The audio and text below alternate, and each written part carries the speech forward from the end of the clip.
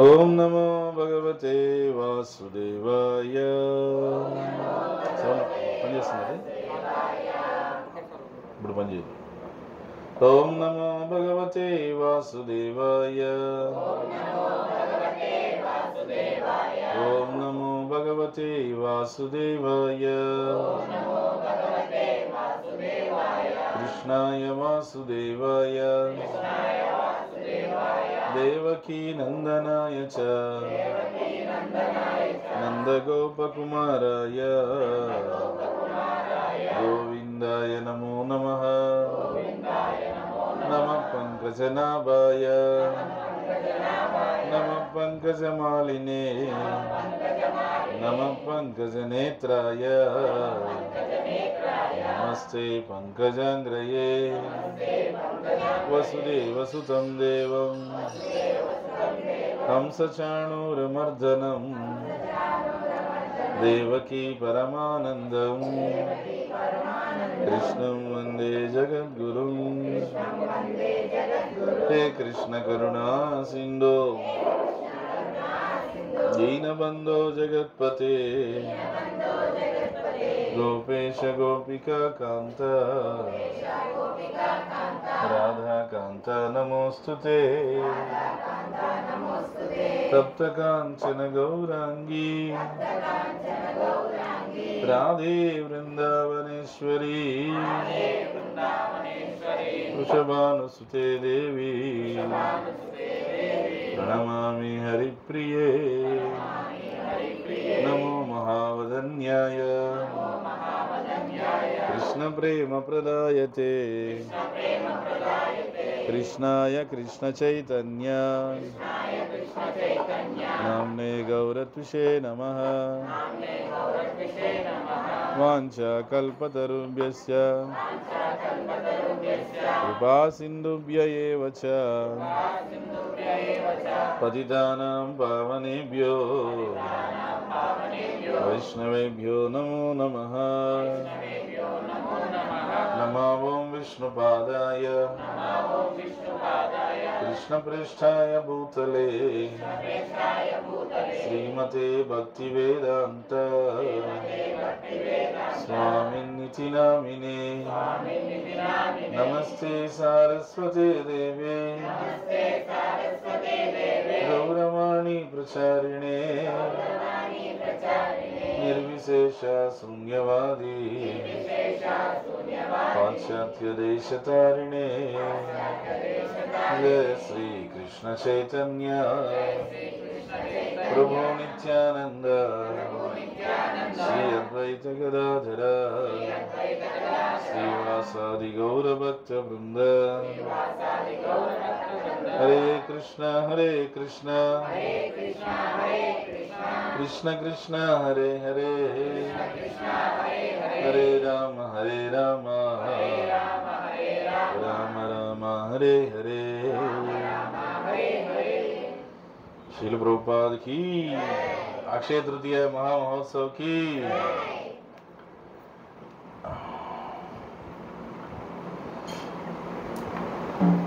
అనన్యా చింతయంతో మాం ఏ జనా పర్యుపాసతే తేషాం నిత్యాభియుక్తానాం యోగక్షేమం వహామ్యహం. ఆ యోగక్షేమం వహామ్యహం అనే మాట చాలా గొప్ప అర్థం కలిగింది. నా భక్తుడికి యోగక్షేమం నేనే చూసుకుంటా, అంటే నా భక్తుని యొక్క యోగం నేనే చూసుకుంటాను, నా భక్తుని యొక్క క్షేమం నేనే చూసుకుంటాను.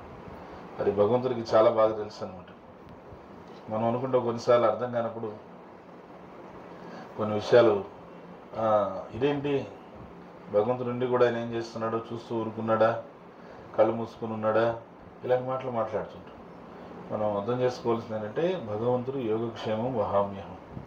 ఆ సిద్ధాంతం ఎప్పుడు పర్ఫెక్ట్గానే ఉంటుంది. ఆ సందర్భంలో ఉన్నటువంటి కర్మ సూక్ష్మాలు మనకు తెలియకపోవచ్చు. పొద్దున్నే సాయంకాలం నిన్న సాయంత్రం విశాఖపట్నంలో దిగడానికి సిద్ధమయ్యి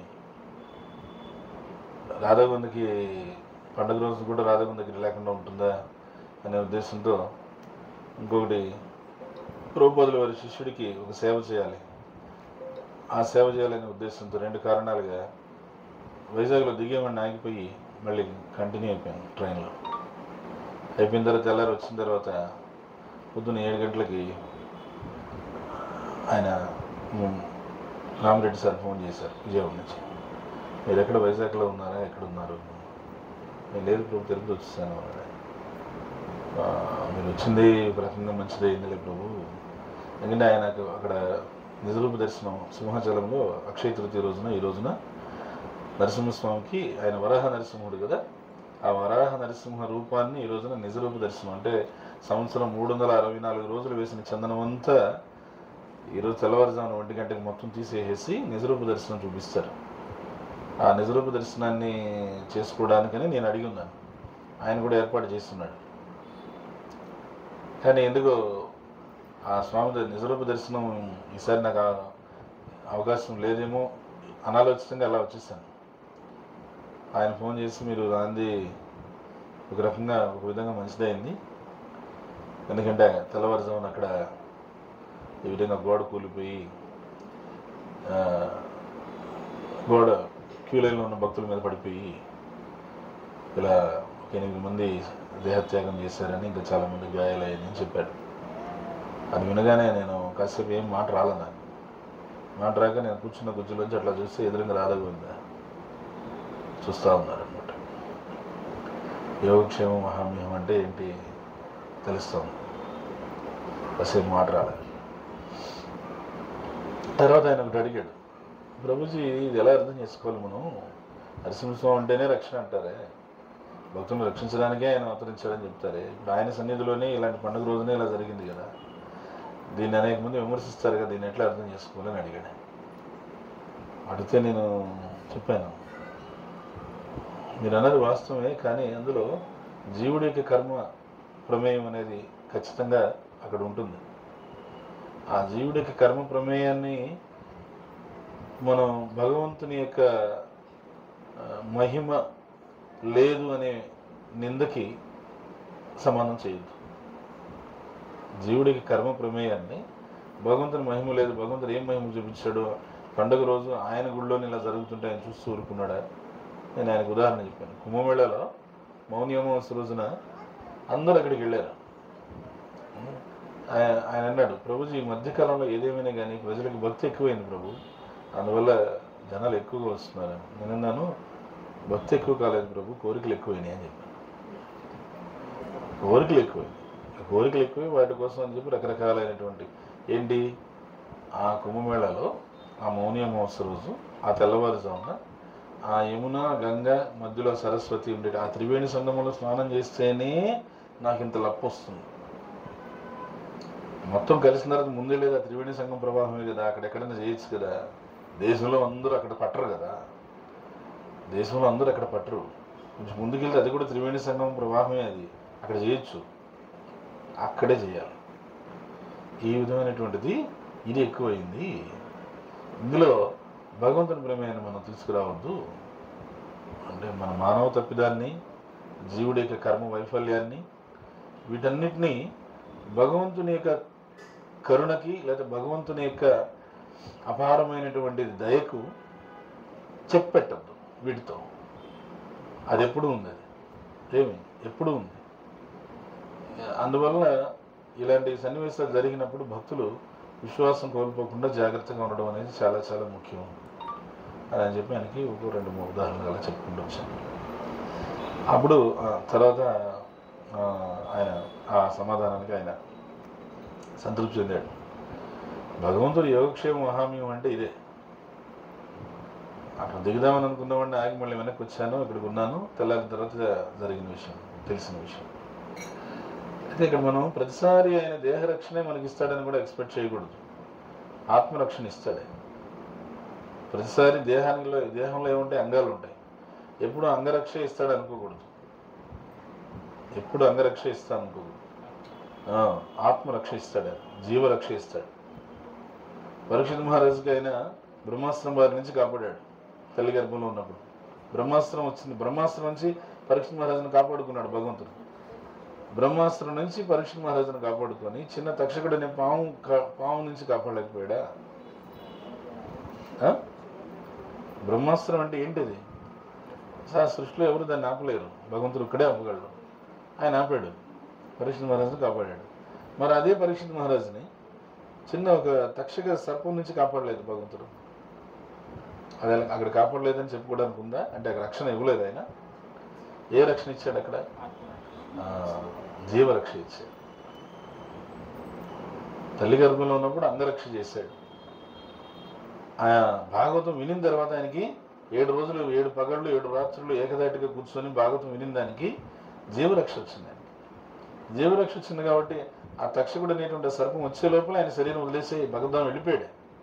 ఆయన శరీరం వదిలేసిన నిర్జీవ శరీరాన్ని తక్షకుడు కాటు వేసి కాల్చివేశాడు. ఆ రోజుల పాములకి విషంతో పాటు అగ్ని కూడా ఉండేది, విష అగ్ని. అందువల్ల విషము అగ్ని 2 వచ్చాయి, బర్న్ అయిపోయింది మొత్తం శరీరం అంతా. అందువల్ల మనం అర్థం చేసుకోవాలి, ప్రతిసారి భగవంతుడు మనకి రక్షణ అనగానే మనం దేహరక్షణే అనకూడదు. దేహరక్షణ ఇస్తాడు భగవంతుడి సేవలో ఉండి, కాలుతో ఉండి వేలుతో పోతుంది, అది ఎప్పుడు ఉంది, నేను కాదంటలా. కానీ ఆయన మనకిచ్చే నిజమైన రక్షణ ఏది? జీవరక్షణ. ఏదేమైనప్పటికీ ఏ రక్ష ఇచ్చినా కూడా ఆయనే కదా మనకి ఇవ్వాల్సింది, అవునా? ఆది మూలమే మాకు అంగరక్ష, ఆది మూలమే మాకు అంగరక్ష, శ్రీదేవుడే మాకు జీవరక్ష, మాకు అంగరక్ష, మాకు సర్వరక్ష. ఇది అంగరక్ష చేసిన ఆయనే, జీవరక్ష చేసినా ఆయనే, సర్వరక్ష ఎవరు ఏది చేసినా ఆయనే చేయాలి. అందుకని భగవంతుడి యొక్క రక్షణ ఎప్పుడు కూడా భక్తుడు విశ్వాసం కలిగి ఉండాలి. ఇది శరణాగతిలో ముఖ్యమైనటువంటి 3వ సూత్రం. ఆనుకూలస్య సంకల్ప, ప్రాతికూలస్య వర్జిత, రక్షిష్యతీతి విశ్వాసం, గోప్తృప్తి వర్ణం తదా, ఆత్మనిక్షేప కార్పణ్య, షడ్విధ శరణాగతి.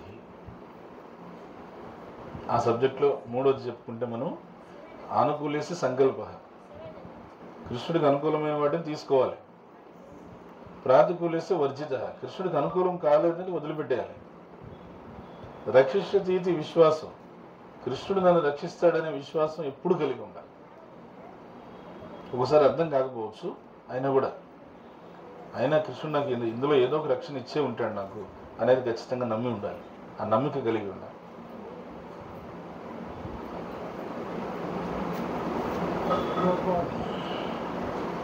వైశాఖ మాసం, ఈ వైశాఖ మాసం అంటే ఇది చాలా శ్రవణం కీర్తనంకి ప్రత్యేకమైన మాసం. వైశాఖ మాసం అంటే బంగారం కొనేదానికి కాదు, వైశాఖ మాసం అంటే ఇంకేదో చేసేదానికి కాదు. వైశాఖ మాసం ప్రత్యేకంగా శ్రవణం కీర్తనం చేయడానికి, విష్ణు భక్తి చేయడానికి. ముఖ్యంగా వైశాఖ మాసంలో 3 విషయాలు ఖచ్చితంగా చేయాలంట. ఏమిటా 3 విషయాలంటే? యజ్ఞము, దానము, తపస్సు. ఇవి వైశాఖ మాసంలో చేయాల్సి. ఒక బ్రాహ్మణుడు ఉన్నాడు, అతను పేదవాడు, ఆయన భార్య, సంతానం కూడా లేదు ఆయనకి.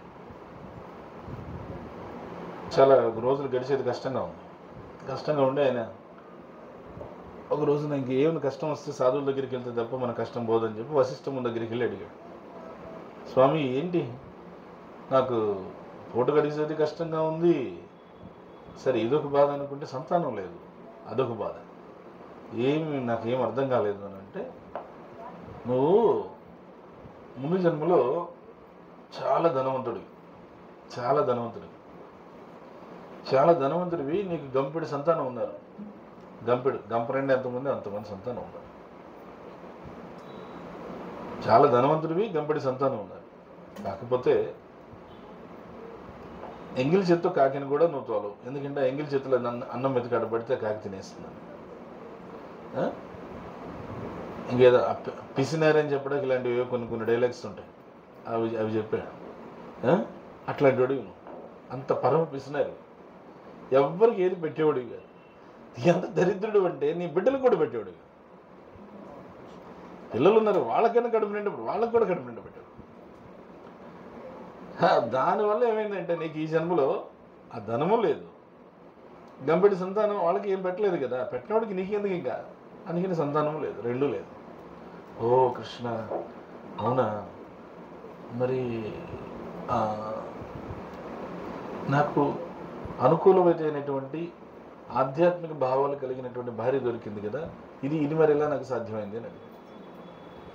అప్పుడు ఆయన చెప్పాడు, నువ్వు వైశాఖ మాసంలో ఒక 5 రోజులేమో ఎవరో సాధువులు చెప్పారు కదా అని చెప్పేసి ఒక 5 రోజులు నువ్వు వైశాఖ మాసంలో ఈ వ్రతం పాటించావు. ఏది, యజ్ఞము దానము తపస్సు అనేవి ఒక 5 రోజులు చేసింటావు.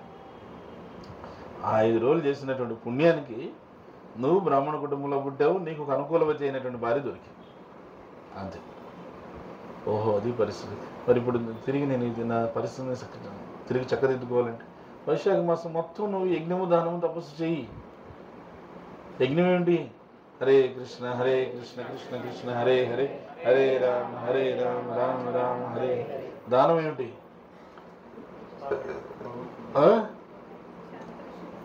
శాస్త్రదానం, ఇంకా అన్నప్రసాదము, ఏమి గోమాతకి ఇలా ఇచ్చేవన్నీ కూడా భగవత్ సంబంధ ప్రచార కార్యక్రమాలకు ఇచ్చేది దానం. తపస్సు అంటే ఏకాదశి వ్రతం, ఇంకా భక్తుల సాంగత్యంలో ఉండడమే పెద్ద తపస్సు. అదా అన్నిటికన్నా పెద్ద తపస్సు, ఆ తపస్సు. ఈ 3 చేయి, నీకు పరిస్థితి అంతా బాగా చక్కదిద్దుపడుతుంది అంటే సరే అని చెప్పేసి ఆయన మళ్ళీ ఏం చేశాడు, వైశాఖ మాసంలో ఈ 3 చేశాడు. చేసిన దానికి ఆయనకి మళ్ళీ ఆర్థిక పరిస్థితి మెరుగుపడింది, ఆయనకి సంతానం జన్మించారు. కానీ ఈసారి కృష్ణుడి పట్ల భక్తితో అతను ఈ 4 రోజులు చేసిన పుణ్యానికి, వైశాఖ మాసం పుణ్యానికి కృష్ణుడి పట్ల జీవితాంతం భక్తితో ఉన్నాడు. అతనికి ఆ భక్తిభావంతో భార్యని బిడ్డలను అలానే పెంచాడు. జీవితం చివరిలో ఆయన భగవద్ధామం చేరుకున్నాడు అనమాట. హరి హరి. అక్షయ తృతీయ రోజు ఈ కథ చెప్పాలంట, ఇది మెయిన్. వైశాఖ మాసం కథ చెప్పాలి, ఎందుకంటే ఈరోజు అక్షయ తృతీయ కథ వింటే ఓహో, మనం ఈ నెలంతా చేయవలసిన యజ్ఞము దానము తపస్సు బాగా సీరియస్గా చేస్తే భగవద్ధామం వెళ్ళిపోవచ్చు మనం అనేది ఒక స్పష్టత వచ్చింది. అక్షయ తృతీయ రోజు ఇంకా ఎన్నెన్నో గొప్ప గొప్ప కార్యక్రమాలు జరిగాయి అని చెప్తారు. మనం ఒక్కొక్కటి తీసుకుందాం. మొట్టమొదటి ఏంటి? పరశురాముడు ఆవిర్భవించాడు. హరి హరి. పరశురాముడు ఆవిర్భవించిన రోజు ఈరోజు, పరశురాముడి యొక్క పుట్టినరోజు. మొదలు పెట్టాలా? ఈరోజు పరశురాముడు పుట్టినరోజు కాబట్టి క్షత్రియరు ధీరమయే జగదపగత పాపం స్నపయసి పయసి సమిత భవతాపం కేశవద్రీత భృగుపతి రూప జయ జగదీశ హరే. కేశవద్రీత భృగుపతి రూప జయ జగదీశ హరే. క్షత్రియరు ధీరమయే జగద భగత పాపం స్నపయసి పయసి సమిత భవతాపం కేశవద్రీత భృగుపతి రూప జయ జగదీశ హరే. కేశవద్రీత భృగుపతి రూప జయ జగదీశ హరే. పరశురాముడు ఆరోపించింది ముఖ్యంగా దేనికోసమైనా దుష్ట క్షత్రియులందరినీ కూడా సంహరించడం కోసం. మీరు బాగా జాగ్రత్తగా గమనిస్తే ఆయన ఎటువంటి క్షత్రియులను సంహరించారంటే, ఏ క్షత్రియులైతే గోవులకి గురుకుల పాఠశాలకి ఇబ్బంది పెట్టారో ఆ క్షత్రియులను సంహరించుకుంటూ వచ్చాడు 21 సార్లు.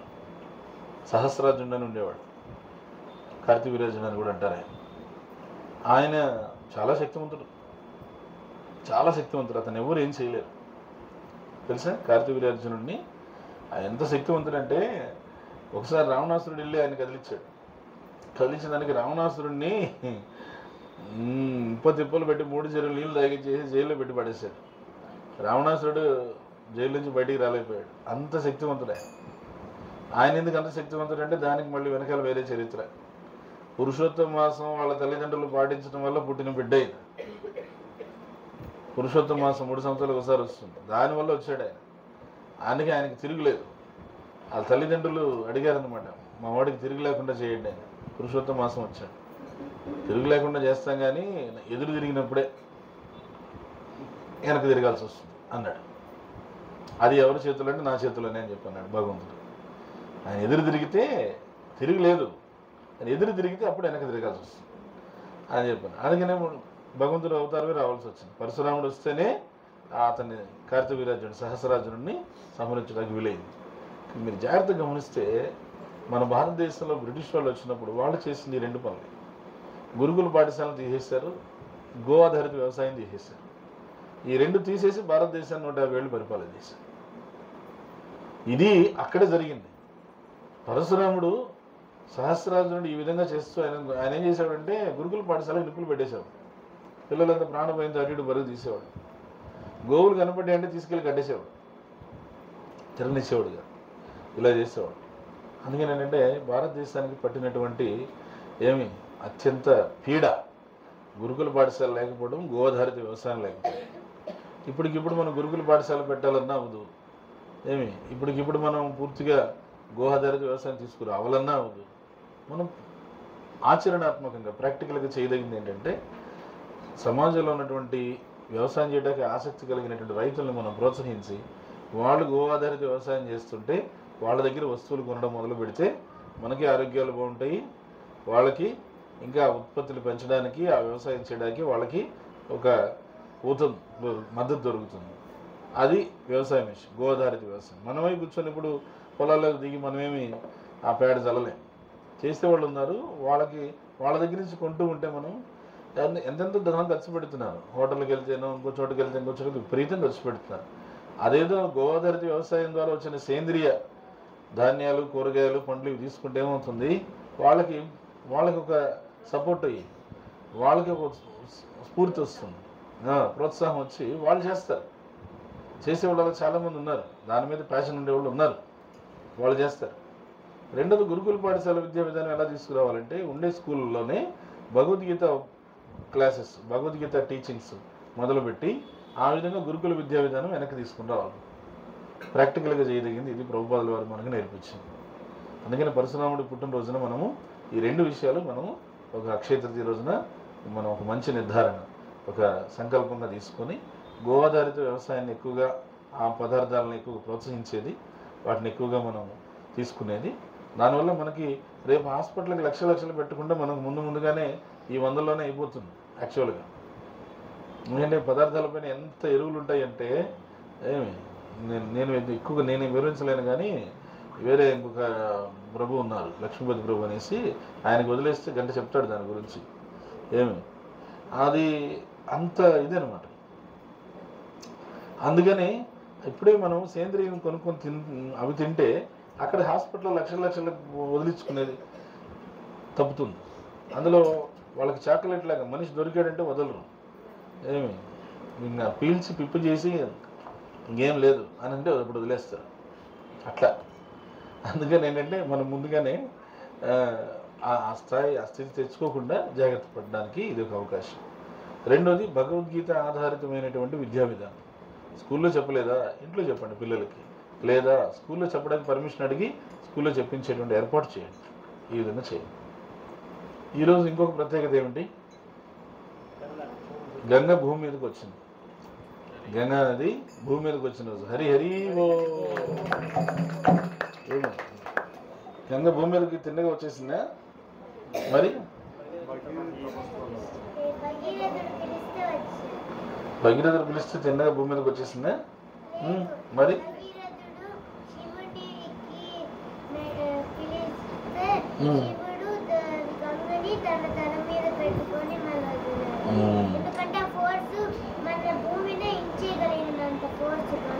భూమిని ఇంచేస్తుంది, ఇంచేసేది వంచేసేది భూమి, కర్ర ఇంచేసేది దానికి భూమి ఉందా?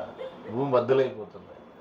గంగాతరంగ రమణీయ జటాకలాపం గౌరీ నిరంతర విభూషిత వామభాగం నారాయణ ప్రియ మదంగ మదాపహారం వారాణసీ పురపతిం భజ విశ్వనాథం.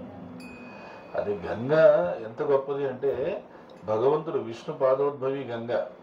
గంగ విరజా నది ఏదైతే ఉందో వైకుంఠంలో, వైకుంఠానికి ముందు ఆ విరజా నది భగవంతునికి పాదం తగలటం వల్ల గంగ ఉద్భవించింది. ఎప్పుడు తగిలింది భగవంతుని పాదం? వామనావతారంలో. వామనావతారంలో ఎప్పుడు? ఆయన 3 అడుగులు నేల దానం అడిగినప్పుడు బలి చక్రవర్తి తీసుకో అని చెప్పినప్పుడు ఏమి సుధగొలిచిన నీ పాదము బలితలమోపిన పాదము తలక గగనము తన్నిన పాదము తలక గగనము తన్నిన పాదము బలరిపుగాచిన పాదము బ్రహ్మ కడిగిన పాదము బ్రహ్మము కాని పాదము బ్రహ్మ కడిగిన పాదము. ఆ భగవంతుడి పాదము 7-14 లోకాలను దాటుకొని సత్యలోకాన్ని బ్రహ్మలోకాన్ని కూడా దాటుకొని విరజానది తగిలినప్పుడు విరజానది యొక్క జలధార కిందకు వస్తే ఆ కిందకు వచ్చినప్పుడు ఏం చేశాడు బ్రహ్మదేవుడు?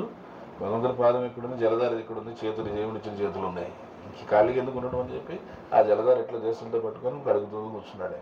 అందుకే బ్రహ్మ కడిగిన పాదం అని చెప్పి అన్నమాచారి పాడింది. ఆ గంగని స్వర్గలోకం దాకా వచ్చి అక్కడ ఆగిపోతే భగీరథుడు విశ్వ ప్రయత్నం చేసి శివుడికి ప్రార్థన చేసి విష్ణువుకి ప్రార్థన చేసి అందరికీ ప్రార్థన చేసి గంగను చివరికి భూమి మీదకి తీసుకొచ్చాడు. సో ఈరోజు గంగ భూమి మీదకి వచ్చినటువంటి రోజు అనమాట. హరి హరి భగవంతుడి చరణామృతం భూమి మీదకి వచ్చింది. మీకు గంగ ఏ దారిలో అయితే గంగ భూమి మీదకి వచ్చిందో భగవంతుని యొక్క ప్రతి అవతారం అదే దారిలో వస్తుంది. ఏదైతే మనకు ఉన్నాయి కదా, రామాదిమూర్తిషు కళ నియమేన తిష్టం ఉన్నాయి కదా, మత్స్యకూర్మ వామన వరాహ అన్ని అవతారాలు గంగ వచ్చిన దారిలోనే వస్తారు వాళ్ళు. అందుకనే అక్కడ దాన్ని హరిద్వారం ఎందుకు చెప్తారంటే దానికోసం. హరి యొక్క ద్వారం అది. హరి యొక్క ద్వారం అంటే ఈ భూమండలం మీద భగవంతుడు ఏ అవతారం తీసుకున్నా గంగ వచ్చిన దారిలో అట్లా వస్తాడు. హరిద్వారం హరి యొక్క ద్వారం. అక్కడికి వచ్చి అక్కడి నుంచి ఎక్కడ అవతరించాలో అక్కడ అవతరిస్తాడు. సో అందుకని గంగా ప్రవాహం దారే భగవంతుని యొక్క అవతారాన్ని ప్రవేశించేటువంటి దారి. ఇదే కాదు, ఎవరైతే సిద్ధులు ఉంటారో వాళ్ళు ఆ గంగా ప్రవాహంతోనే ఈ అన్ని చోట్ల కుంభమేళలో ప్రయాణం చేస్తుంటారు. హరిద్వార్లో ఉంటే వాళ్ళు గంగ నుంచి ప్రయాణం చేసేసి ప్రయాగరాజ్కి వచ్చేసి బయటకు వచ్చి స్నానం చేసి వెళ్ళిపోతారు. మళ్ళీ గంగలోని ప్రయాణం చేసేసి నాసిక్కి వెళ్ళిపోతారు. మళ్ళీ అక్కడి నుంచి గంగలో ప్రయాణం చేసి ఉజ్జయినికి. ఆ విధంగా ఏంటంటే వాళ్ళు గంగలోనే ప్రయాణం చేస్తారు. గంగ అంతా పవిత్రమైంది. ఏమి గంగా భూమి మీదకి వచ్చిన రోజు. ఇంకా ఈ రోజు ఇంకో ప్రత్యేకత ఏంటి? పాండవులకి సెమి వృక్షం నుంచి ఆయుధాలు తీసుకున్నటువంటి రోజా? అది కూడా ఉంది. సెమి వృక్షం నుంచి ఆయుధాలు తీసుకున్నటువంటి రోజు. వాళ్ళకి అప్పటికే అజ్ఞాతవాసం అరణ్యవాసం అన్ని పూర్తయిపోయి వాళ్ళు ఆయుధాలు తీసుకున్నారు. ఆయుధాలు తీసుకొని వాళ్ళు ధర్మ సంస్థాపన కోసం కృష్ణుడి యొక్క మార్గదర్శకత్వంలో వాళ్ళు ఉద్యమించడానికి సిద్ధమయ్యారు. ఇంకోటి ఏం చెప్పారు? అక్షయ పాత్ర తీసుకున్నటువంటి రోజు ఈరోజు. ఎవరిచ్చారు అక్షయ పాత్ర? సూర్యదేవుడు ఇచ్చాడు. ఎవరికి ఇచ్చాడు? ద్రౌపది దేవికి ఇచ్చాడు. కారణం ఏంటి? వాళ్ళు అరణ్యవాసంలో ఉన్నారు. వాళ్ళు ఏం చేశారంటే అందరినీ కోల్పోయినా కూడా సాధువుల్ని బ్రాహ్మణుల్ని కోల్పోలేదు. ఆ సాధువులు బ్రాహ్మణులు తన దగ్గర పెట్టుకున్నారు. వాళ్ళకి రోజు పెట్టాలి. వీళ్ళకి అది అలవాటు. క్షత్రియులకి వీళ్ళకి పని ఏంటంటే ముందు బ్రాహ్మణాస్కి సాధువులకి పెట్టి తర్వాత మనం తినాలి. ఆ సాధువులకి బ్రాహ్మణులకు పెట్టేది కష్టం అవుతుందని బాధపడిపోతున్నారు. ఇది సన్నివేశం ఎక్కడ జరిగింది?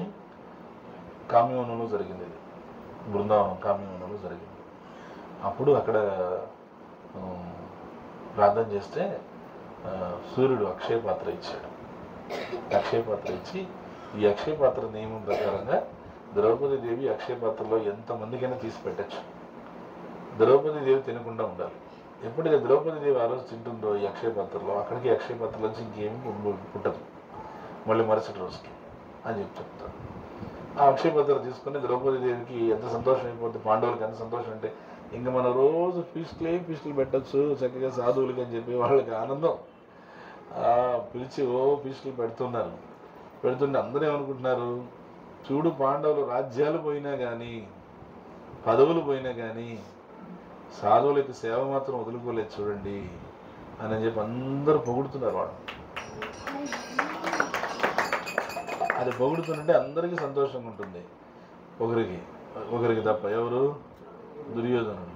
చూడు, రాజ్యం లేకపోయినా వాళ్ళందరూ పొగుడుతున్నారే, రాజ్యం ఉండి నన్ను ఎవడు పొగడట్లేదు అని చెప్పేసి ఏం చేశాడు, ఎలా అయినా వాళ్ళ ఇరకాటంలో పెట్టాలని చెప్పేసి అనుకోకుండా దుర్వాసముని వస్తే దుర్వాసముని పిలిచి మంచి ఆతిథ్యం ఇచ్చి, దుర్వాసముని ఏం చేశారు, మా దగ్గర ఆతిథ్యం తీసుకున్నారు, మాలాగా మా అన్నదమ్ములు పాండవులు ఉన్నారు, వాళ్ళ దగ్గర కూడా మీరు ఆతిథ్యాన్ని తీసుకోండి, వాళ్ళు అక్కడే ఉన్నారు, కామ్యవనంలో మీరు వెళ్ళండి అని పంపించారు. కరెక్ట్గా దుర్యోధనుడు ఏం చేశాడు, చూసి వాళ్ళ మధ్యాహ్నం సాధువులందరికీ పెట్టి, వాళ్ళు ద్రౌపది సాధువులందరికీ బ్రాహ్మణులందరికీ పెట్టిన తర్వాత, భర్తలకు పెట్టిన తర్వాత చివరిలో ఆమె తినేసి ఇంకా పాత్ర కడిగేసి అవుట్, అక్కడికి అయిపోయింది. ఆ సమయాన్ని గుర్తుపెట్టుకొని అతను అది అయిపోయిన తర్వాత దుర్వాసుడిని 10,000 మంది శిష్యులతో వచ్చాడు. 10,000 మంది శిష్యులు పంపించాడు. 10,000 మంది శిష్యులు దుర్వాసుడు వచ్చి పాండవుల యొక్క కుటీరం ముందు నిలబడేసి దుర్వాసుడు అన్నాడు, భవతి భిక్షాందేహి. చూసేసరికి దుర్వాసుడు పరిగెత్తుకుంటూ వచ్చాడు, నాకు ఆకలిగా ఉంది, తొందరగా సిద్ధం చేసి పెట్టండి, నేను ఇప్పుడే స్నానం చేసుకుని వచ్చేస్తాను, మీరు సిద్ధం చేసి రెడీ చేసేయండి మీరు అని చెప్పి. ఏంటి రెడీ చేసేది, అక్కడ ఏముంది చేయడానికి? ధర్మరాజుకి అయితే ఎంత బాధ అయిపోయిందో, ఇతను సాధువు, ఇతని శిష్యులు సాధువులు, వీళ్ళందరికీ పెట్టలేని పరిస్థితి వచ్చేసిందే. నాకు శాపానికి దడవలేదు,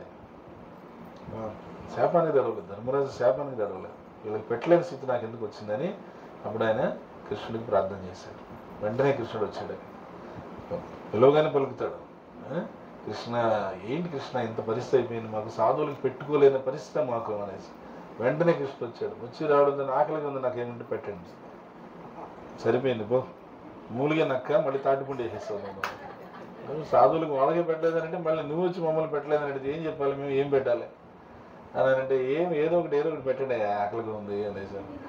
ఏం లేదు, అంత పాత్ర అంతా కడిగేసింది పెట్టింది, ఇప్పుడు ఏం పెట్టాలి, భగవంతుడు వచ్చి అడిగితే ఏం పెట్టాలా, అందరికీ పెట్టాను కదా ఆయన. అవునా, ఏం చెప్తున్నారు అందులో, నిత్యానం చేతనానం ఏకో బహూనాం యో విదదాతిక. ఆ ఒక్కడే అందరికీ అన్నీ ఇస్తున్నాడు. ఆ అందరికీ ఇచ్చేవాడు పోయి పెట్టమని అడిగితే ఏం చేయాలి? ఇంకా ద్రౌపదీదేవి అయితే ఇంకా బాధపడితే చూడు ఏమన్నా పాత్రలో ఉందేమో చూడు, అక్షయ పాత్రలోనే ఏమన్నా ఉందని కడిగేశాను స్వామి. లేదు ఒకసారి చూడానంటే అందులో ఏదో ఒక చిన్న మెతుకో మెతుకో ఉందంట. కొన్ని చోట్ల ఆకుకూర అంటారు, కొన్ని చోట్ల మెతుకు అంటారు, what ever it may be. కొంచెం ఉండేసరికి అది ఆ కొద్దిగా ఉందండి. ద్రౌపదీదేవి ఆమె ఆశ్చర్యం, రోజు నేను చాలా శుభ్రంగా కడుగుతాను పాత్రలో, ఏం పిక్ అండ్ స్పాన్ చక్కగా కడుగుతాను, ఈరోజు ఎందుకు సరిగ్గా కడగలేకపోయాను పాత్ర అంటే నా యొక్క సామర్థ్యం రాహిత్యం ఇది కూడా కృష్ణుడి సేవకు ఉపయోగపడింది. నేను ఎంత సమర్థంగా పాత్రలు కడుగుతానంటే ఏం ఉండదు అందులో మొత్తం పూర్తిగా. ఈరోజు నేను పాత్ర కడిగిన దానిలో అది నేను చేయలేకపోయాను, అది ఇప్పుడు కృష్ణుడు అడగగానే ఆయనకు ఉపయోగపడింది అని చెప్పి తీసిచ్చింది. కృష్ణుడు ఆ ఒక మెతుకు తినేడు చక్కగా తృప్తిగా, ఒక్క మెతుక్కే బ్రేమ్ అని చెప్పి తేల్చాడు. తేల్చిన తర్వాత ఏమన్నాడు, సరే ఇంకా దుర్వాసుడిని 10,000 శిష్యుని పిలుచుకురండి, భీమసేన పోయి పిలుచుకురాను అన్నాడు. దేనికైనా వాళ్ళకి ప్రసాదం పెడదాం, పిలుచుకురండి అన్నాడు. ఏం ప్రసాదం పెట్టేది, ఇంట్లో ఏం లేదు అక్కడ అని అంటే పరిగెత్తు. భీముడు అంటే కృష్ణుడు మాట మీద నమ్మకం, కృష్ణుడు చెప్పాడు అది చేయాలంతే, అది అక్కడ జరుగుతుందో జరగదో తర్వాత విషయం. భీముడు ఏం చేశాడు, కృష్ణుడు మాట మీద నమ్మకంతో ధర్మరాజు వైపు చూశాడు, స్వామి చెప్పాడు కదా ఓ అని చెప్పాడు. భీముడు వెళ్ళేసరికి అక్కడ అవస్థ ఏంటి, నది స్నానం చేసి బయటకు ఒడ్డుకు రాగానే దుర్వాసముని కడుపు నిండిపోయింది, పీకల దాకా నిండిపోయింది. ఆ మిగతా 10,000 మంది శిష్యులకి కడుపు నిండిపోయింది. కడుపు నిండినటువంటి మామూలుగా కాదు, భుక్తాయాసం. ఆ భుక్తాయాసంతో వాళ్ళు అడుగు తీసి అడుగు వేయలేకపోతున్నారు, చాలా కష్టపడుతున్నారు. అంటే అంత భుక్తాయాసం వాళ్ళ జీవితంలో ఎప్పుడు వాళ్ళు అనుభూతి చెందలేదంట. ఆచార్యులు చెప్తున్నారు వాళ్ళ లైఫ్లో అప్పటి వరకు వాళ్ళ జీవితంలో ఎన్నో ఫీస్టులు తినుంటారు, ఎన్నెన్నో రాజస్థానాలకు తినుంటారు. ఆ దుర్యోధన దగ్గర కూడా తినే వచ్చారు వాళ్ళు. ఎప్పుడే కానీ వాళ్ళ జీవితంలో అంత భుక్తాయాసం, అంత సంతృప్తి వాళ్ళు ఎప్పుడు అనుభూతి చెందలేదంట. కానీ ఆ రోజు మాత్రం ఆ ఒక్క దుర్వాసుడికి 10,000 మంది శిష్యులకి అంత సంతృప్తిగా అనిపించిందంట. దేనికి? కృష్ణుడు సంతృప్తి చెందాడు. కృష్ణుడు ఆ ఒక్క మెతుకుతో సంతృప్తి చెందిన దానికి ఏమైంది? మొత్తం అందరూ సంతృప్తి చెందిపోయారు, ఎవ్రీబడి. భక్తిలో అదే మెయిన్ అనమాట. భక్తిలో అంటే మనకి ఆచార్యులకు తెలుసు, మనం ఏదైనా ఒక ఉపమానం చెప్తే మనం చక్కగా దాన్ని ఈ విషయంలో ఉపమానంగా చెప్తే బాగా గుర్తుపెట్టుకుంటాం తెలుసు. అందుకనే ఆచార్యులు ఏం చెప్తారంటే ఆ ప్రసాదం తీసుకోవడం దాని గురించి చెప్తారు. భక్తి పరేషానుభవో విరక్తిర్ అన్యత్ర ఏష త్రిక ఏక కాల ప్రపద్యమానస్య ఏకష్టదాసు తుష్టి పుష్టి క్షుదపాయను గాస. అంటే భక్తి పరేషానుభవో, నీకు నిజంగా భక్తి నువ్వు చేస్తున్నావు అనేటువంటిది నీకు తెలియాలంటే 3 విషయాలు నీకు జరగాలి. అది ఎలాగ అర్థం కావాలా చెప్తాను. అక్కడ చెప్తే అర్థం కాదు, ఇక్కడికి రండి, ఇటు చెప్తాను. తింటారు కదా, అదే ప్రసాదం తీసుకుంటారు కదా, ఆ తీసుకునేటప్పుడు ఏం జరుగుతుంది? ఫస్ట్ ఒక్కొక్క ముద్ద నోట్లో పెట్టుకునే కొద్దీ తుష్టిగా ఉంటుంది. తర్వాత ఆ ముద్ద ఒక్కొక్కటి నిండే కొద్దీ పుష్టి, పుష్టి. తర్వాత అలా తినే కొద్దీ ఏమవుతుంది? క్షుదపాయో అంటే ఆకలి దూరం అయిపోతుంది. ఈ 3 జరుగుతుంటే నువ్వు నీ భక్తిని సక్రమంగా నువ్వు నిజంగా ఆహారం సక్రమంగా తీసుకున్నావు అని అర్థం. అంతేనా? ఒకటి తుష్టి, రెండవది పుష్టి, మూడవది ఆకలి దూరం అయిపోవాలి. భక్తి నువ్వు కరెక్ట్గా చేస్తున్నావంటే సంతృప్తిగా ఉండాలి. నాకు ఇంకా అది లేదు ఇది లేదనే మాట రావద్దు. ఎదృచ్ఛా లాభ సంతుష్టం ద్వంద్వాతీతో విమత్సర. అర్థమైంది? నిర్వైర సర్వభూతేషు భక్తిమాన్. కృష్ణుడు చెప్తున్నాడు, నీకు లభించిందంటే సంతృప్తిగా ఉండు, ద్వంద్వాలకి అతీతంగా ఉండు. విమత్సర, ఎవరి పట్ల అసూయ కలిగి ఉండొద్దు. నిర్వైర సర్వభూతేషు, ఏ జీవి పట్ల వైరం వద్దు. ధర్మరాజు ఏ రోజు దుర్యోధనాదుల్ని నా శత్రువులు అనుకోలేవు. ఆ దుర్యోధనాదులు అనుకున్నారు, అది వాళ్ళ సమస్య. అది ధర్మరాజు సమస్య కాదు. ధర్మరాజు ఏమనుకున్నాడు? వీళ్ళు మన సోదరులనే అనుకున్నాడు. నిర్వైర సర్వభూతేషు, అలాంటి భక్తుడు నాకు ఇష్టం అంటాడు కృష్ణుడు. అలాంటి భక్తులు ఇష్టం. అందుకని ఏం చెప్తున్నారు ఇక్కడ? తుష్టి పుష్టి అంటే ఆధ్యాత్మికంగా బలంగా ఉండాలి, స్పిరిచువల్ స్ట్రెంగ్త్. తర్వాత భవో విరక్తి, భౌతికమైనటువంటి విషయాల పట్ల రోజు రోజుకి విరక్తి పెరుగుతూ రావాలి. భౌతిక విషయాల పట్ల విరక్తి పెరుగుతూ రావాలి. ఆధ్యాత్మిక సంతృప్తి, ఆధ్యాత్మిక బలము, భౌతిక విరక్తి, ఈ 3 ఏ విధంగా అయితే ఆహారం తీసుకుంటే తుష్టి పుష్టి ఆకలి తగ్గిపోవడం ఉందో, నిజంగా నువ్వు భక్తి అనే దాన్ని తింటూ ఉంటే ఈ 3 కలగాలి. అందుకని ఆ మొత్తం అందరి కడుపు నిండిపోయే సంతృప్తిగా వాళ్ళు అడుగు తీసి అడిగేలేకపోతున్నారు. అప్పుడు భీముడు వచ్చాడు. భీముడు వచ్చి, గురువు గారు, శిష్యులు, పంతులు గారు అందరు రండి ప్రసాదానికి. ఇప్పుడు ఆల్రెడీ ఇక్కడ కాకుంటే మళ్ళీ ఇప్పుడేం తినేది, అడుగు తీసి అడిగేసేది కష్టంగా ఉంది అని చెప్పి దుర్వాసుడు చెప్పాడు. నాయనా నేను రాలేము, కష్టము, ఇంక ఒకసారికి అనంటే భీముడు అన్నాడు, కుదరదు, వచ్చి తీరాలి, రావాలి, మీరు ఖచ్చితంగా మేము పెట్టినటువంటి ఆతిథ్యం స్వీకరించాలి అని అన్నాడు. అంటే లేదు నాయన, కడుపు నిండిపోయింది, మేము తర్వాత ఇంకోసారి ఎప్పుడు. కుదరదు, అన్నగారు తీసుకురమ్మన్నారు, నేను తీసుకెళ్తాను అంతే.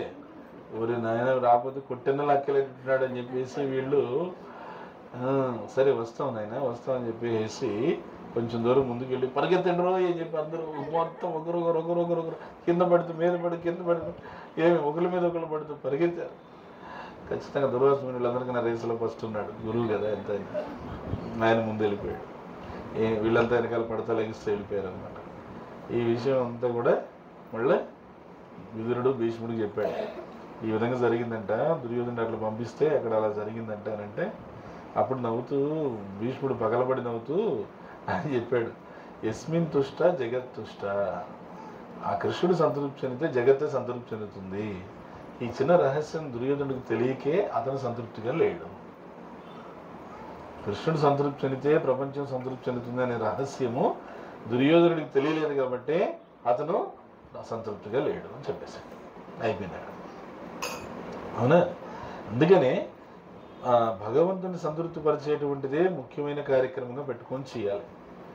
పొద్దున్న లేస్తే మనం చేసే యాక్టివిటీస్ అన్నీ కూడా అక్షయ తృతీయ రోజు మనం ప్రార్థన చేయాలి. కృష్ణ ప్రీత్యర్థమే జరగాలి.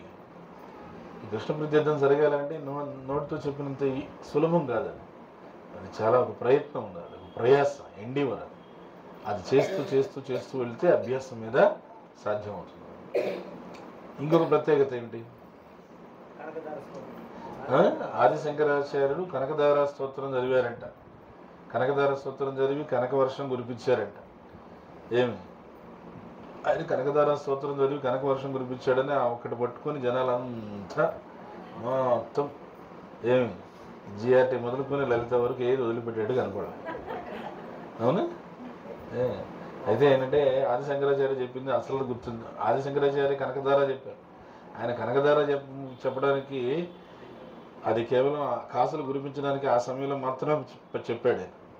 ఏది అక్కడ దుర్భిక్షం ఏర్పడి ఉంటే, అక్కడ ధనం అవసరమై ఉంటే కనకదార చదివి అది అప్పటికే ఆ సందర్భానికే. కానీ ఆయన రోజు చదివే స్తోత్రం ఒకటి ఉంది. అదేంటి చెప్పండి?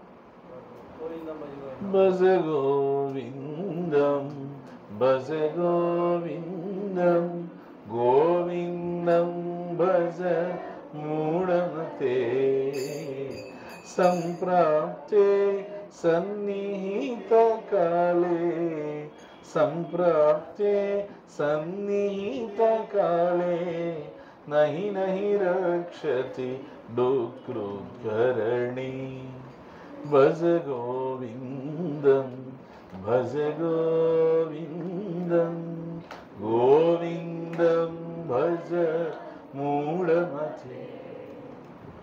రోజు చదివే స్తోత్రం అది అక్కర్లా. రోజు చదివేది మాకెందుకు? ఆ ఒక్కరోజు జరిగిందే కావాలి అట్లా. అందుకని ఏంటంటే ఈరోజు బంగారం లాంటిది కృష్ణ చైతన్యం. కృష్ణ చైతన్యం కన్నా బంగారం ఏముంది చెప్పండి? అవునా? గౌరంగ మహాప్రభు కన్నా బంగారం ఏముంది చెప్పండి? అవునా? అవునా కదా? గౌరంగ మహాప్రభు కన్నా బంగారం ఏముంది చెప్పండి? ఎంత ఆయనకన్నా అంతకన్నా పెద్ద బంగారం కావాలా నీకు? కావాలా? ఎంత ఆజానుబాహుడు, ఆయనకన్నా బంగారం కావాలా నీకు? ఆజానులంబిత భుజో కనకవదతో సంకీర్తనైకపితరౌ కమలాయతాక్షౌ విశ్వంభరో ద్విజవరో యుగధర్మపాలో వందే జగత్ప్రియకరో కరుణావతారో.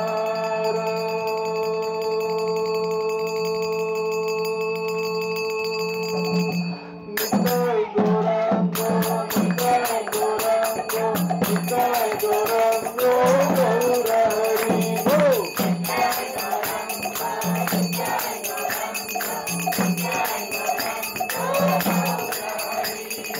నితాయ్ గౌరాంగో నితాయ్ గౌరాంగో నితాయ్ గౌరాంగో గౌరహరి నితాయ్ గౌరాంగో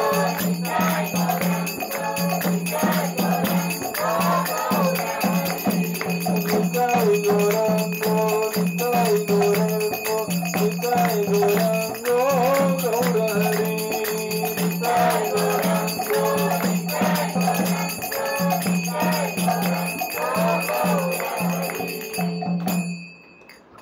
స్వర్ణ కలియుగానికి బంగారు అవతారం ఎవరు? చైతన్య మహాప్రభు. ఆ చైతన్య మహాప్రభుని ఈరోజు అక్షయ తృతీయ రోజును ఆయన కొనుక్కుంటే మంచిది. ఏమి? ఎందుకని ఆయన చెప్తున్నాడు, నన్ను నన్ను నన్ను మీరు కొనుక్కోండి అంటున్నాడు ఆయన చైతన్య మహాప్రభు. ఏమి? పర్చేజ్ మీ మరి పర్చేజ్ కొనాలంటే మరి ఎంత ఇవ్వాలంటారు? ఏమి ఇవ్వాలంటారు? భగవన్నామం ఇవ్వండి చాలంతే. భగవన్నామం ఇచ్చి నన్ను కొనేసుకోండి అంటాడు. మీరు భగవన్నామం చేస్తామని కమిట్మెంట్ ఇవ్వండి, నేను మీకు అమ్ముడుపోతాను అంటాడు చైతన్య మహాప్రభు. ఎవరింది ఇంతకన్నా దయ? ఇంతకన్నా దయ ఎవరికి లేదు చెప్పండి. నా భగవన్నామం చేస్తానని వాగ్దానం చేయండి, నన్ను నేను అమ్ముడుపోతాను మీకు, అంతే. మీరు పూర్వం చేసిన పాపకర్మలన్నీ తీసేస్తాను, ఇక నుంచి ఎటువంటి పాపకర్మల జోలికి పోవద్దు, భగవన్నామం నిరంతరం చేయండి, బస్. అంటే ఇంతకన్నా కరుణావతారం ఎక్కడ లేరు. ఆ చైతన్య మహాప్రభు యొక్క కరుణ ఏం చెప్తారంటే, కైవల్యం నరకాయతే త్రివిధ దశ ఆకాశ పుష్పాయతే.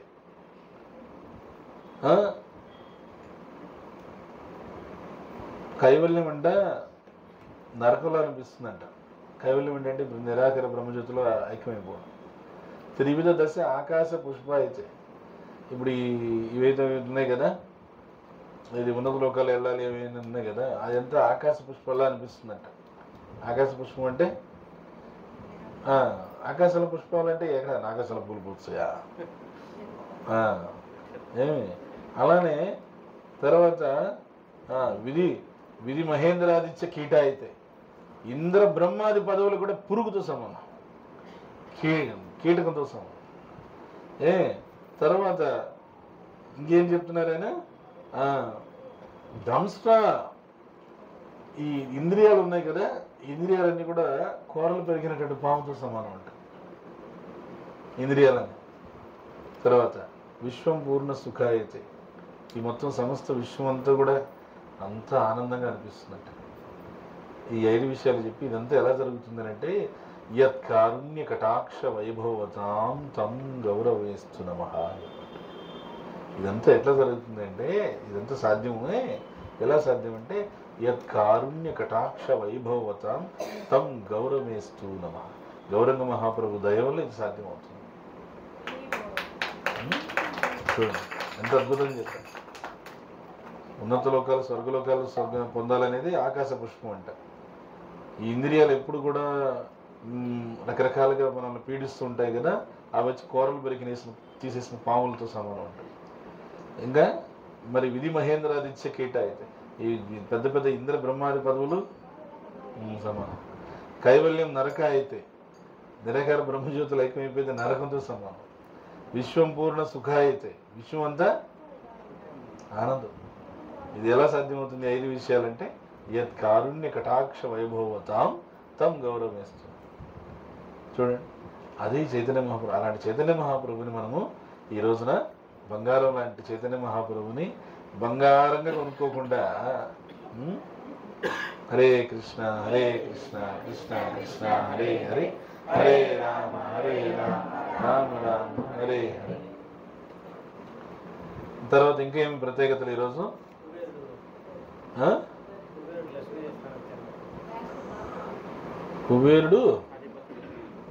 కుబేరుడికి ఆధిపత్యం లభించింది ఈరోజు. కుబేరుడు కోశాధికారి అయ్యాడు. కుబేరుడు కోశాధికారి అయ్యాడు. ఆయన కోశాధికారి అయింది దేనికోసం? శ్రీనివాసుడికి సేవ చేయడం కోసమే కదా. శ్రీనివాసుడికి సేవ చేయడం కోసమే కోశాధికారి అయ్యాడు. లేకపోతే శ్రీనివాసుడు అడిగాడు ఆయన ఏమని, మ్యారేజ్ డబ్బులు లేవు, డబ్బులు ఇవ్వండి అని అంటే, అప్పుడు చెప్తున్నాడు కుబేరుడు, నాకు ఈ పోస్ట్ ఇచ్చిందే మీరు, ఈ స్థానం మీరు ఇచ్చింది కాబట్టి నేను ఒక సేవగా మీకు ఇమ్మంటే ఇస్తాను, ఏదో ఒకటి లేవు అప్పి అని చెప్పాను. అప్పనంటే సరే ఇస్తాను. ఎప్పుడు తెరుస్తారు? చివరి వరకు తెరుస్తూ ఉంటాను నేను, కలియుగాంతం వరకు. కలియుగాంతంలో మొత్తం తీర్చి పారేస్తాను. ఆ విధంగా కుబేరుడు ఆయన స్వామికి ఇక్కడ సేవ చేశాడు. కానీ కుబేరుడికి ఒకసారి సందర్భంలో అర్థమైంది కృష్ణుడు అంటే ఏమిటి, కృష్ణ భక్తులు అంటే ఎంత శక్తివంతులు అనేది అర్థమైంది. కుబేరుడిది అలకాపురి. ఆ అలకాపురిలో ఒక పెద్ద సరస్సు ఉంటుంది. ఆ సరస్సులో చాలా చాలా చాలా ప్రత్యేకమైనటువంటి పుష్పాలు ఉంటాయి. అది గంధమదన పర్వతాల పైన రీజన్స్ అన్నమాట. ఆ పుష్పాలు ఎట్లా అంటే, అవి సుగంధం పోదు, వాడిపోదు, సుగంధం పోదు. ఒకసారి ఏమైందంటే, ఎక్కువ గాలి వల్ల ఆ పువ్వు ఒకటి ఎగురుకుంటూ వచ్చి పడింది. ఎక్కడ? దేవభూమి అయినటువంటి ఉత్తరాఖండ్ ఉంది కదా, ఆ దేవభూమి దగ్గర పడింది. అడవుల్లో పడింది. అది ద్రౌపది దేవికి దొరికింది.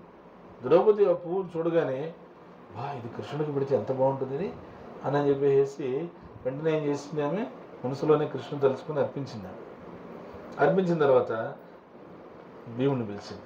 ఒక పువ్వే ఎంత బాగుంది కదా, ఇవి మనకి చాలా పూలు దొరికితే కృష్ణుడికి మంచిగా మనం ఒక హారమే చేసి సమర్పించవచ్చు కదా అని చెప్పాను. అనేసరికి ఇంకా ద్రౌపది దేవి కోరింది కదా అని చెప్పేసి ఇంకా భీముడు పరిగెత్తాడు దానికోసం. వెళ్ళిపోయి ఎక్కడెక్కడెక్కడెక్కడ దాటుకొని వెళ్ళిపోయాడు. దాటుకొని వెళ్ళిపోతే అలకాపూరికి వెళ్ళిపోయాడు ఆయన. అలకాపూరికి వెళ్ళిపోతే అక్కడ మణిమాన్ అనేసి అతను దాన్ని సరస్సును కాపలా కాస్తున్నప్పుడు అతను భీముడిని ఆపాడు.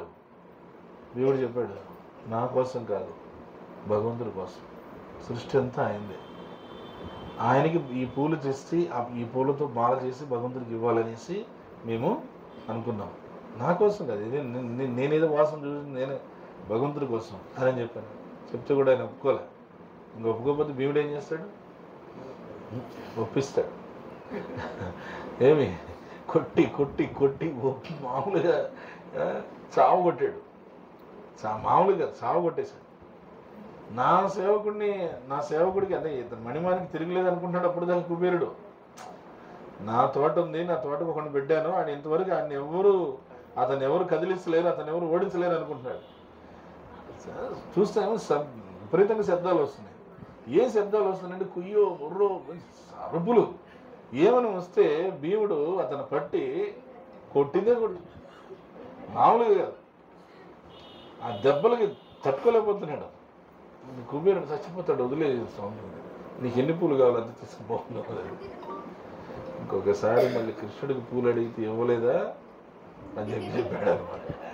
అప్పుడు ఆయనకి అర్థమైంది కృష్ణుడు ఏంటి, కృష్ణ భక్తుల శక్తి ఏంటి అనేది కుబేరుడికి తెలిసింది. తెలిసినప్పుడు ఆయన ఏం చేశాడు, ఆయనే సంతోషంగా పూలన్నీ తీసి ఇచ్చాడు కాబట్టి ఆ భగవంతుడికి పూలు ఇవ్వడానికి ముందుకు వచ్చాడు కాబట్టి బద్రీనాథ్లో గర్భగృహంలో ఆయన కూడా ఒక చోటు సంపాదించుకున్నాడు. కుబేరుడు కూడా బద్రీనారాయణ క్షేత్రంలో బద్రీనాథ్ దగ్గర ఒక చోటు సంపాదించుకున్నాడు. ఆయనది కూడా లోపల కుబేరుడిది కూడా ఉందన్నమాట. అదేనా? సో అంటే భగవంతుడికి సేవ చేస్తే జీవితంలో ఎప్పుడు మనం గుర్తుంటాం, భగవంతుడికి గుర్తుంటాము, తరతరాలకి గుర్తుంటాం. ఈరోజు కూడా నువ్వు వెళ్తే బద్రీనాథ్కి వెళ్తే అక్కడ కుబేరుని చూస్తున్నారు కదా. ఎందుకు చూస్తున్నారు? ఆయన సేవ చేశాడు. ఏమి? సో అది ఎలా చేశాడు? ఒక భక్తుడి యొక్క దయ వల్ల చేశాడు అన్నమాట. అందువల్ల అది తెలిసింది. కాబట్టి అలాంటి కుబేరుడు ఆ స్థానం పొందింది దేనికంటే భగవంతుడి సేవ చేయడం. మనకు కూడా అంతే, ఈ ప్రపంచంలో కొన్ని మంచి మంచి స్థానాలు వస్తాయి. ఆ స్థానాలన్నీ భగవంతుడికి సేవ చేయడానికి వాటిని ఉపయోగించాలి. అవునా? ప్రభుజీ రవీంద్ర ప్రభు మీకు తెలిసే ఉంటారు. ఈ ప్రభుజీ రవీంద్ర ప్రభు ఆయన అసిస్టెంట్ కమర్షియల్ ట్యాక్స్ ఆఫీసర్గా ఉన్నారు. ప్రొద్దుటూరులో చేశారు. అప్పుడు టెంపుల్ కన్స్ట్రక్షన్ జరుగుతుంది. నేను అప్పుడు ప్రొద్దుటూరు వెళ్ళాను. మీ ఇద్దరం ఒకే గదిలో ఉండి రోజు పొద్దున్న లేచి జపం పూర్తి చేసుకొని బయటకు వెళ్తే ఆయన ఆఫీస్ కూడా పక్కన పెట్టేసి తనకున్నటువంటి స్థానాన్ని ఉపయోగించి మన రాధా గోవింద్కి పిల్లర్స్కి మెయిన్గా ఒక్కొక్క పిల్లర్ 25,000 అని ఉండేది. అప్పట్లో నేను చెప్పేది ఎప్పుడు 2003, 2004 ఆ ప్రాంతంలో. ఆయన తన స్థానాన్ని ఎంత చక్కగా ఉపయోగించారంటే ఈ ప్రభు వచ్చి కూర్చుంటారు అక్కడ. సరే అంటే కూర్చోండి, చేయండి రాయండి భక్తులకి సేవకి. ఇంకా అసిస్టెంట్ కమర్షియల్ ట్యాక్స్ ఆఫీసర్ వచ్చి కూర్చుంటే ఇంక రాయికి వస్తారు రాసేసేవాడు. అట్లా మేము చాలా చేసాం అక్కడ ప్రొద్దుటూరు. ఈరోజు ప్రొద్దుటూరు ఎంత చక్కగా ప్రచారం జరుగుతుంది కదా. నన్ను అడిగారు అతను మధురేష్, ఎక్కడ చేయమంటావు ప్రచారం? ప్రొద్దుటూరు చేయన్నా. ప్రొద్దుటూరు ఆల్రెడీ నువ్వు వెళ్తున్నావు. నేనే చెప్తున్నాను కదా, అక్కడ ఇంతకుముందు నేను రవీంద్ర ప్రభు మేము చేశాను, తిరిగాను. అడ్రస్లన్నీ మీకు ఇచ్చేస్తాను, మీరు చేయండి అక్కడ. ఈరోజు అక్కడ ఎంత నిండుగా చక్కగా జరుగుతుంది ప్రచారం, చాలా చాలా బాగా జరుగుతుంది. అంటే అది మొదలుపెట్టింది మనమే, అక్కడ ఫస్ట్ బీజం స్టార్ట్ చేసింది మనమే.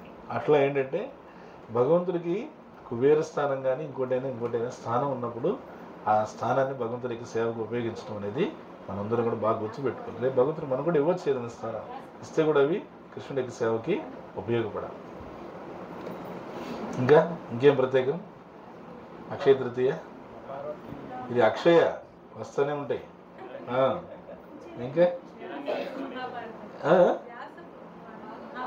వ్యాసుడు గణపతి మహాభారతం రాసిన ఈరోజే మొదలు పెట్టారు.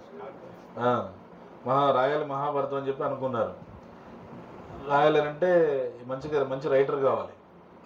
మంచి రైటర్ అంటే గుండ్రంగా రాసేవాడు కాదు. మంచి రైటర్ అంటే మంచిగా అర్థం చేసుకుని రాసేవాడు. అక్కడ చెప్పినట్టుగా రాసేవాడు, ఏం కల్పన లేకుండా. అందుకని వినాయకుడిని తీసుకొచ్చారు. వినాయకుడు ఏమన్నాడంటే నేను రాస్తాను కానీ నువ్వు ఆపకుండా చెప్పాలి. వ్యాసుడు ఏమన్నాడంటే నేను ఆపకుండా చెప్తానులే కానీ నువ్వు అర్థం చేసుకునే రాయాలి. సరే అది వ్యాసుడు చెప్పాడు. చెప్పింది ఆయన విని అర్థం చేసుకొని రాశాడు. అంటే ఆయన జస్ట్ టైప్ రైటింగ్ లాగా రాయలేదు. అర్థమవుతుంది మీకు? వినాయకుడు ఎలా రాశాడంటే హృదయపూర్వకంగా రాశాడు. ఆయన ఆ సన్నివేశాలను విని అర్థం చేసుకొని అనుభూతి చెంది రాశాడు. మనం కానీ విని టైప్ రైటింగ్ కొట్టేస్తాం, అట్లా కాదు రాసింది. ఇప్పుడు మనం కూడా మ్యాటర్స్ టైప్ చేసేస్తారు, అట్లా కాదు. ఆయన అనుభూతి చెంది రాశారు. ఆయన అర్థం చేసుకొని రాసే లోపల వ్యాసుడు ఆలోచించుకొని చెప్తా ఉన్నాడు.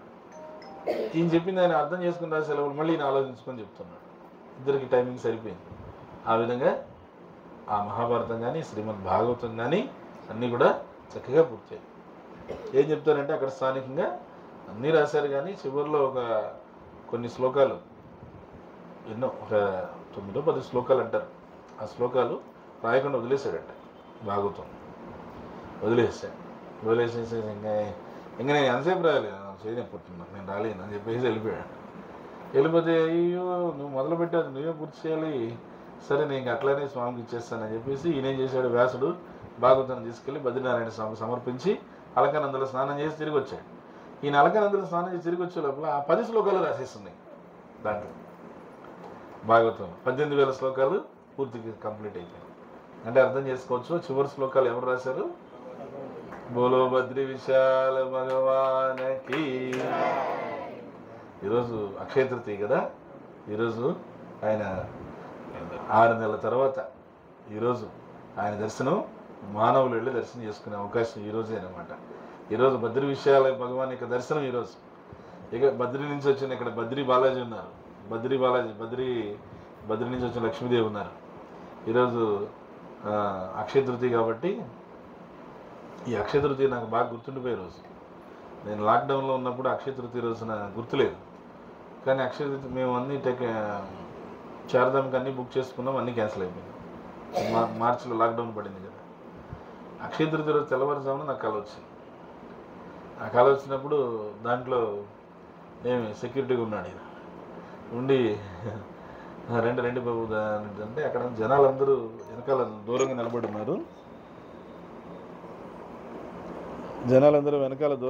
ఉన్నారు. నిలబడి ఉండి వాళ్ళు ఇంకా రావడానికి సంకోచిస్తున్నారు. నేనేంటంటే టెంపుల్లోకి నేను ఒక్కడిని వెళ్తే పోలీసులు ఏమైనా అరుస్తారేమో అని చెప్పేసి నేను సరే ఏదైతే ఇదైంది వెళ్ళిపోదామని చెప్పేసి 3 అంగల్లో నేను గట్టి ఎగిరి దూకేసి లోపల ఆ గంట ఒకటి ఉంటుంది, పెద్ద గంట ఎంట్రన్స్లో. ఆ గంట భామ్ అనే గంట కొట్టేసి లోపలికి పడిపోయాను.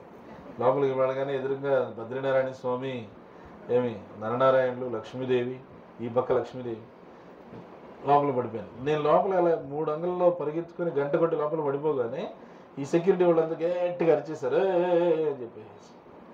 అరుపుకి నాకు మెలకు వచ్చేసి చూసుకుంటే 3:30 టైం. ఇంకా లేచి టెంపుల్లోకి వచ్చాను. టెంపుల్కి వచ్చిన తర్వాత తెలిసింది ఆ రోజు అక్షయ తృతీయ అనేసి. ఆ రోజు అక్షయ తృతీయ, ఆ రోజే బద్రీనారాయణ స్వామి దర్శనం. ఆ బద్రీనారాయణ స్వామి దర్శనం ఆ రోజే అవుతుంది. ఆ రోజే తలుపులు 6 నెలల తర్వాత తీస్తారు, అఖండ దీపం వెలుగుతూ ఉంటుంది. ఆ రోజే నాకు గుర్తొచ్చింది, ఆ రోజే దర్శనం అయింది. సో అక్షయ తృతీయ బాగా గుర్తుపెట్టుకున్నాను నేను. అందుకనే అప్పుడు అనుకున్నాను అన్నమాట, ఆ రోజు అనుకున్నాను, చూడు నేను వెళ్ళకపోయినా ఆయన వచ్చి నాకు కనిపించాడు, వెళ్ళగలిగిన రోజు నేను వెళ్ళాలి. అయితే వెళ్ళకపోయినా ఆయన వచ్చి కనిపించాడు కాబట్టి వెళ్ళగలిగిన రోజు ఆయనకు వెళ్ళి సంవత్సరానికి ఒకసారి కనపడి సెల్యూట్ చేసుకుని వచ్చేద్దాము అని చెప్పి అప్పటి నుంచి అనుకొని అప్పటి నుంచి వెళ్తున్నాను. సో అట్లా ఈరోజు బద్రీనాథ్, కేదార్నాథ్ 2 ఈరోజు తీస్తారు. ఇంకా 2 రోజుల తర్వాత గంగోత్రి, యమునోత్రి కూడా ఓపెన్ చేస్తారు. వైశాఖ మాసం యజ్ఞము, దానము, తపస్సు చేయడానికి చాలా ముఖ్యమైనటువంటి మాసం అన్నమాట. ఈరోజు చందన యాత్ర ప్రారంభమవుతుంది భగవంతుడికి. హరి హరి ఓ. రాధా గోవింద చందనయాత్ర. ఎందుకు ఇది ఎలా మొదలైంది చందనయాత్ర?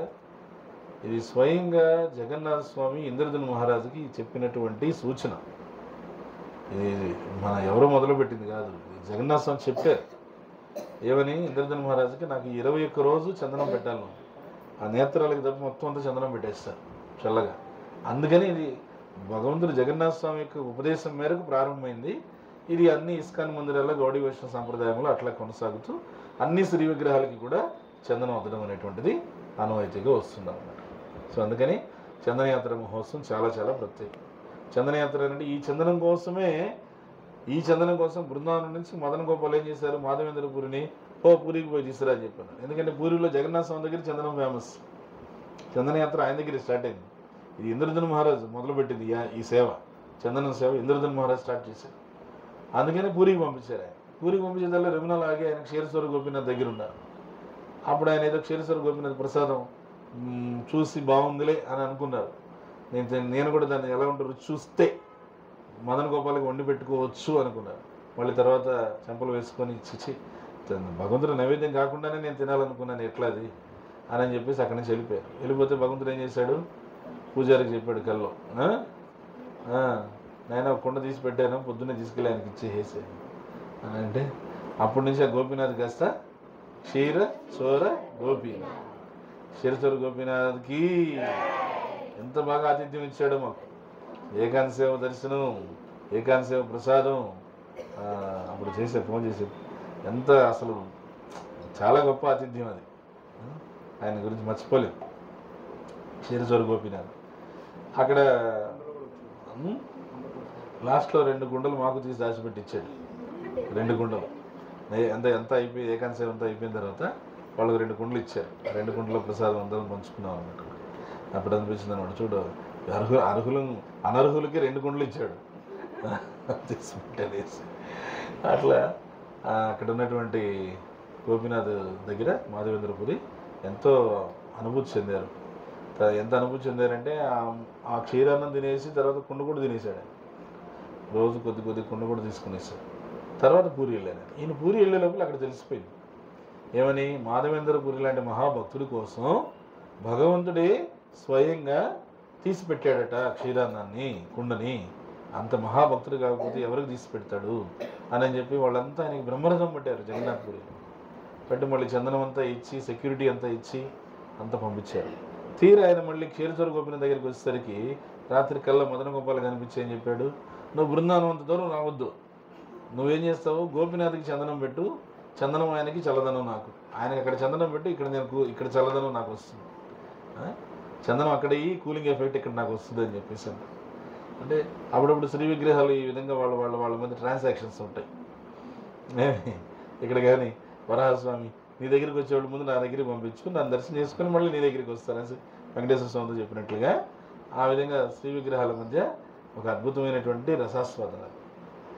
అది ఆ చందనం ఏం చెప్తున్నారంటే మన ఆచార్యులు భక్తుడికి మలయస్సేవ చందనం అని చెప్పేశారు.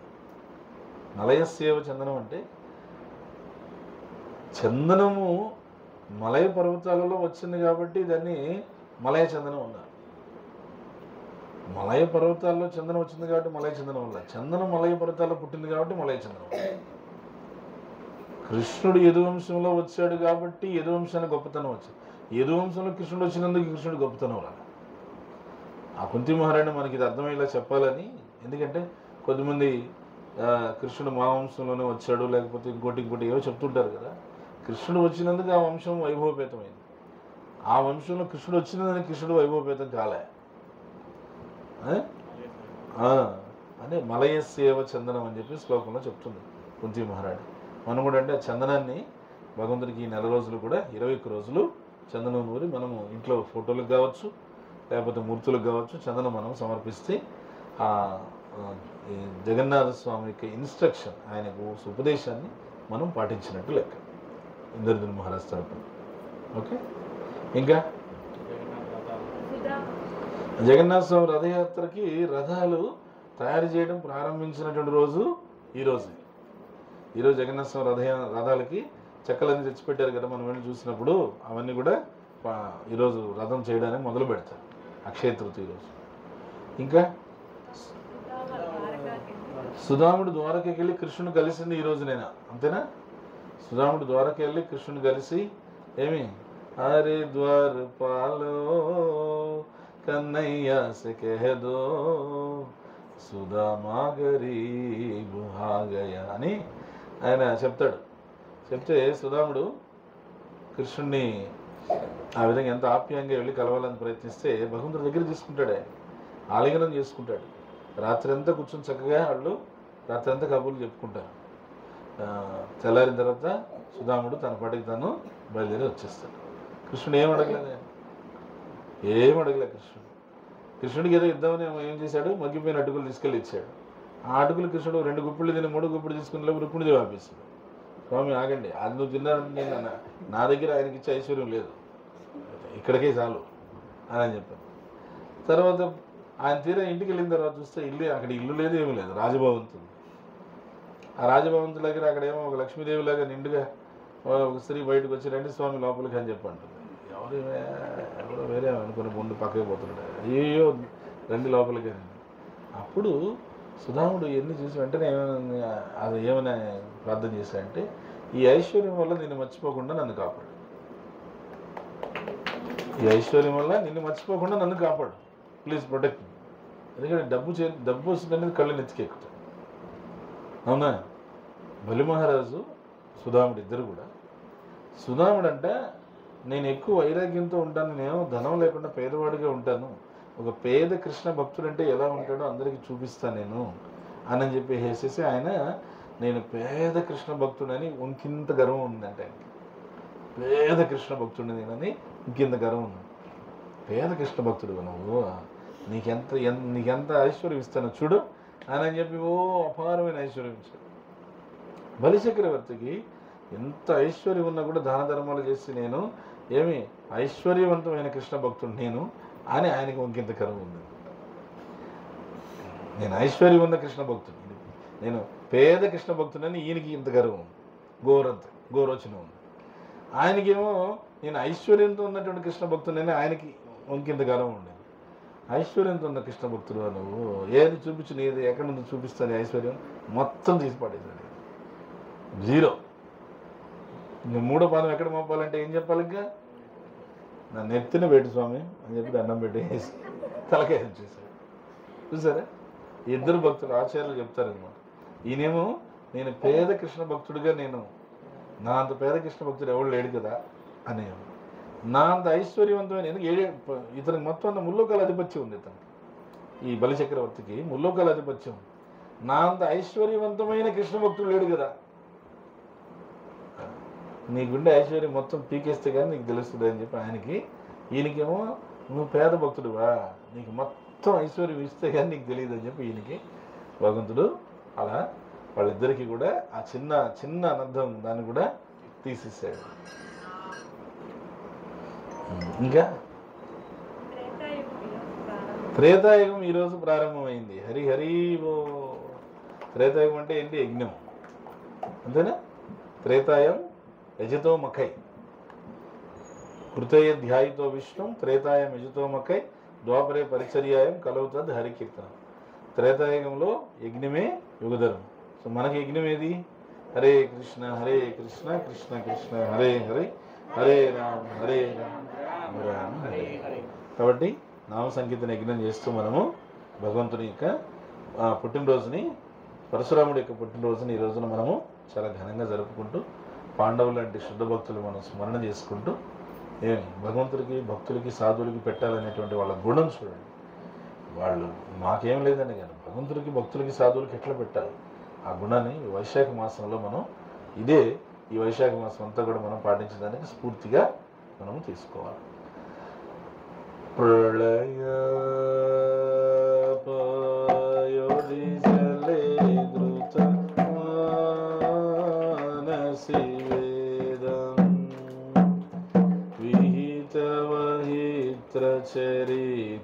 చరిత్రమఖేదం కేశవదీత మీన శరీర జయ జగదీశ హరే.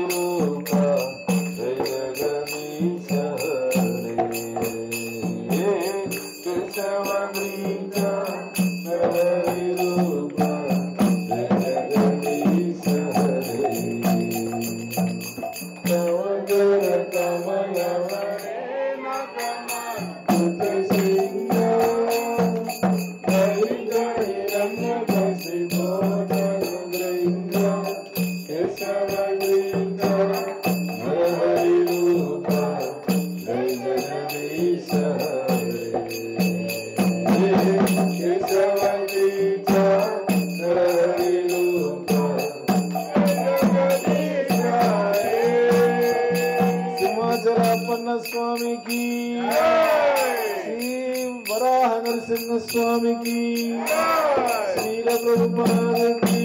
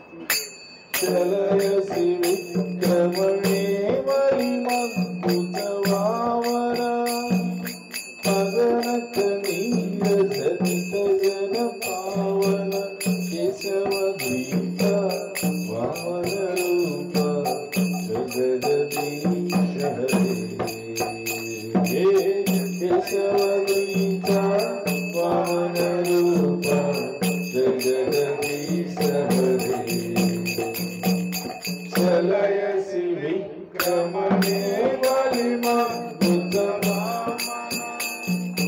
पवन कनीर जनित जन पावन केशवद्रीका जगदीश